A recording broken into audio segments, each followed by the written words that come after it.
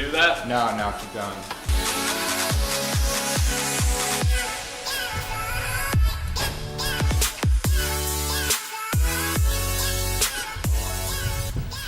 Going to the opening in 3, 2.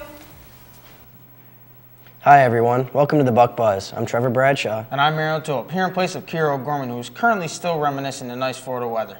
We're now on to the second edition of the Buc Buzz. So Aaron, you excited for the upcoming junior variety show?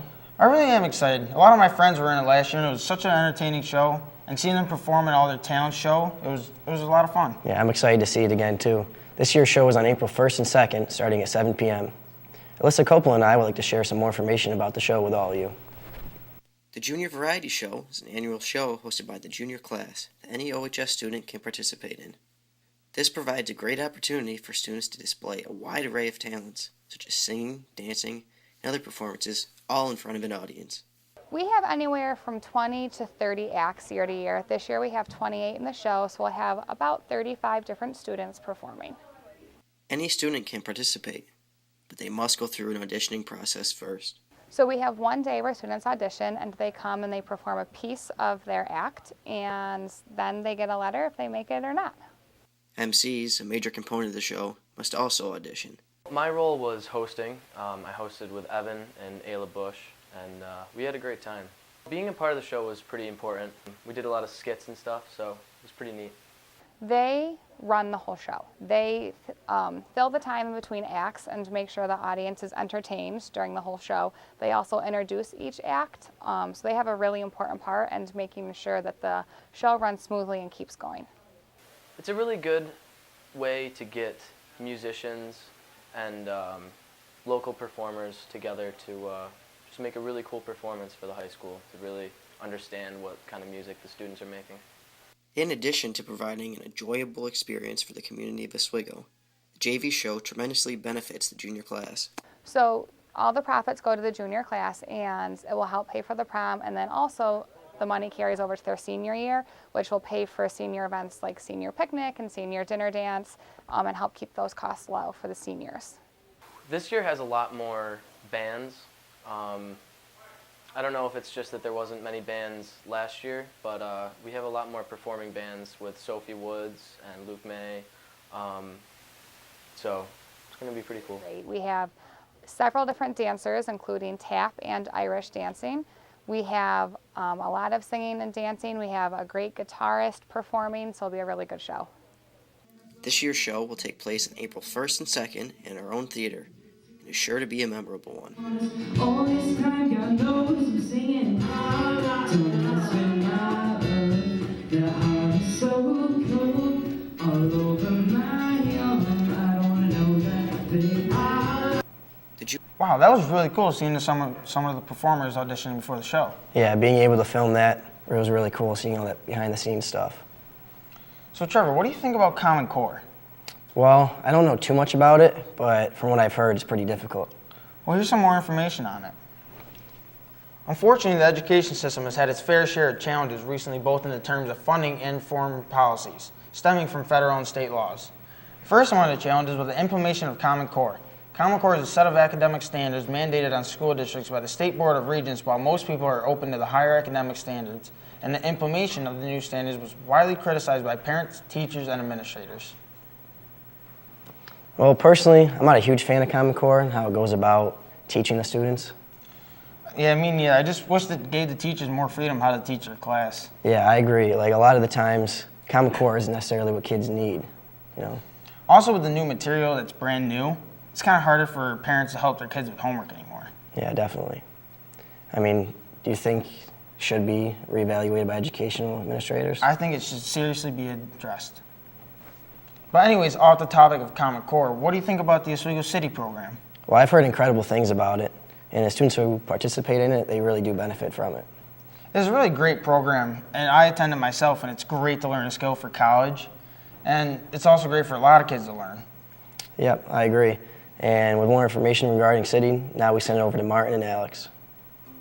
Here at OHS every day, many students travel to the city campus to attend specialized classes in their field of choice. Some of these programs include law and government, construction, and culinary skills. Recently, many Oswego students have been announced as being their top 3 of their program of choice. We recently caught up with Christian Davis, who was named first in his program.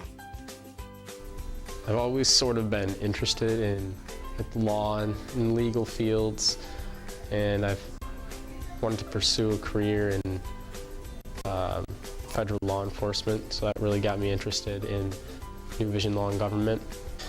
New Vision Law and Government consists of a criminal justice class, psychology class, a health class, a government class, which counts as participation in government, and we go on rotations to different areas and sites within Oswego County, mostly in Oswego and Fulton, and these different rotations and sites that we go on have to do with law and legal fields, and we get an understanding of what it's really like to be in that field.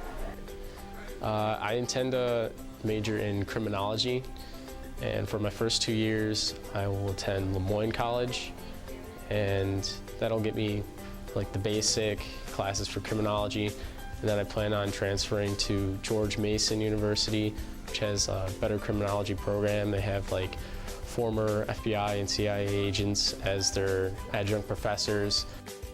Going to City every day for many students is an extra step towards their careers ahead, and is a great way to get involved with the community and learning new skills and traits. I attend City myself, and when I was a freshman and a sophomore, it's just as fun as I imagined it would be. And yeah, definitely. And after seeing that segment, I'm sure a lot more kids will be interested like you are. Well, hopefully even more kids get involved, because it makes the City program way more fun with more people there learning. You make a lot of new friends from different schools. So what's your favorite extracurricular activity? Well, Aaron, I play volleyball, basketball, and baseball, but I guess I'd have to say baseball is my favorite sport. Well, hopefully with our projected school budget revenue, we won't be losing anything like baseball anytime soon. Sure hope not. The path of the Oswego City School District's new budget is a bit clearer than things were at this time last year. Superintendent Dr. Dean Gui said Tuesday night that he wants to build a budget that focuses instructionally on programs and one that is based on only the dollars that the district has. February 8th, the revenue projection was over $77 million. The assumed revenue increases were over $56,000 for restoration of the gap elimination adjustment and $560,000 for a 2% levy increase, according to the superintendent. That means as much as March 1st, the projected revenue now stands at $78 million. For more information and to watch the entire budget presentation, visit www.oswego.org, where the video of the presentation is posted for all to see. So that definitely means nobody will be like losing out on baseball anytime soon, right? No, Trevor. Baseball's going to stay. All right. Sounds good. Well, speaking of going places, have you ever been to the Maritime Museum down by the lake?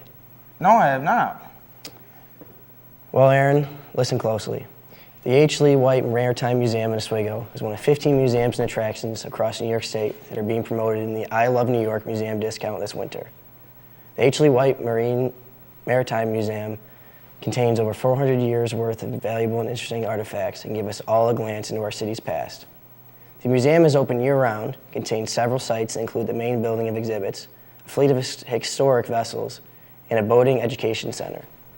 Some vessels located at the museum include the 1927 New York State derrick boat, the National Historic Landmark World War II tugboat LT-5, the last American commercial fishing vessel in Lake Ontario, the Eleanor D, and the replica 19th century schooner, Ontario. The main building of the museum is open all year for all visitors, and the view from the building looking out into the harbor is incredible. You can see many of the museum's vessels from the pier as well, and it really provides a great way to be able to experience maritime life firsthand. If you'd like to know more about the H. Lee White Maritime Museum and see everything that it has to offer, visit www.hleewhitemaritimemuseum.org. That's actually really interesting. I just always drove by and saw the building down by the lake, didn't think anything of it. But that's really cool. I'm going to have to pay a visit to that place sometime soon. Yeah, Aaron, I think you definitely should. Provide some great insight on the maritime life, what it's really all about. Well, I'm definitely going to have to take a trip.